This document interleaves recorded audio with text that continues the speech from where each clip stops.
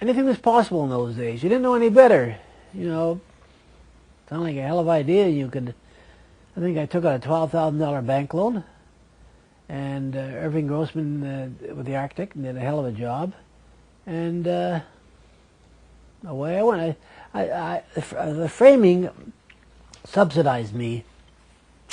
I guess the framing with a form of subsidy up till about 1970. Then I decided I didn't need it any longer because the sales were supporting the gallery. But up to that time, we had a framing shop next door, and we did framing. But the move to Yonge Street was a pretty amazing thing. It was a very large, probably the largest commercial gallery in Toronto at that time. We just did the whole place up completely. It was a very proud moment for me. I remember the night before the opening, I stood across the street and looked in there, and you know, amazing accomplishment, and you just did it. I think, gotta say, there was a lot of innocence and a lot of possibilities. Bruce Kidd and Abby Hoffman and I, they were both Olympic runners. During the 67, the Olympics, in 67 were the Olympics, I think. We decided to do a series of posters designed by artists to celebrate the Olympics.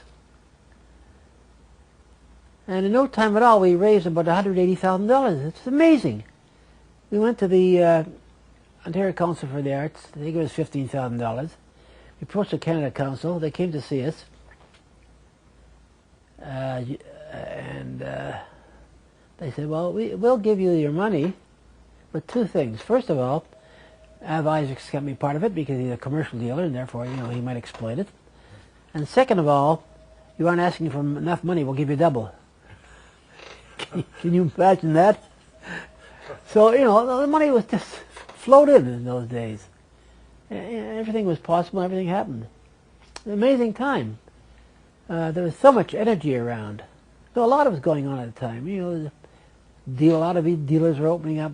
In that book I did, a scrapbook or whatever the hell it is, there's a section on acknowledging galleries that arose and fell during my time. And I make the point that they may have fallen, but they sure made their contribution to the energy and to the situation. But an awful lot of galleries came along, and you know, the problem with the galleries, I think, is you think it's very romantic, so you get into it, and it ain't very romantic. So that's why they come and go.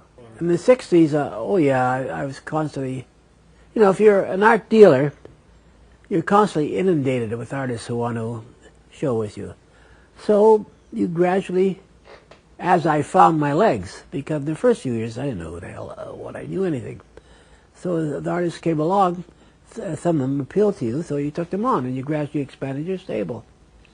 And of course, as I said many times before, I'm known as the guy who never made a mistake, but you know, sweep an awful lot of artists under the carpet if they don't work out. So by trial, by error, you gradually sift through it and build up a stable that reflects your bias, I suppose.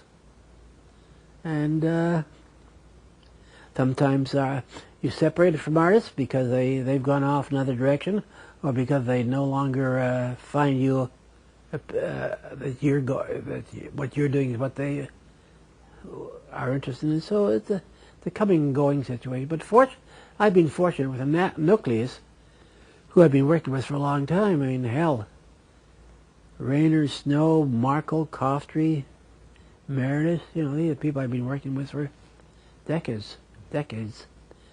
So that was an important part of it too. And then looking back, my extracurricular activities were very interesting. Starting off with poetry reading, you know, Udo Kasimitz's the mixed media concerts, and the film festivals, and the artist jazz bands. So, you know, I got into publishing, published some records, books. People don't think about it, but galleries are very democratic places. We ask nothing of anybody. They can come and go, look as much as they want, no charge. It's free to anybody, you know, no subsidy. Because commercial dealers, as I said, are suspect with their motives. So, you know what, they're amazing centers, social centers. I mean, you think about it, there's 20 paintings on the wall, and that's all that's in the room. You know, a big empty room. Lots that can go on there. People came to me with propositions. Yeah. And if they interested me, I'd say, okay, knowing bugger all about what they're talking about. I mean, when Ray Souster came with me, he's the Governor General's Award winner and all that, I thought, well, that's a good idea. And then because of my gallery, I had to be there whenever the readings went on. And so I absorbed an awful lot from the readings of all these poets. Yeah, you know, every poet of consequence in Canada and many from the States read there. And then Udo came up with this idea, and we brought in some wonderfully exotic musicians. One of the ones that really sticks out in my mind is this guy came from Brandeis University.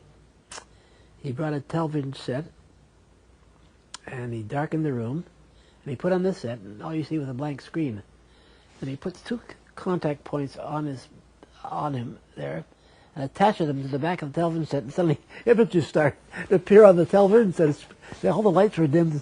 Really spooky, but very interesting, you know.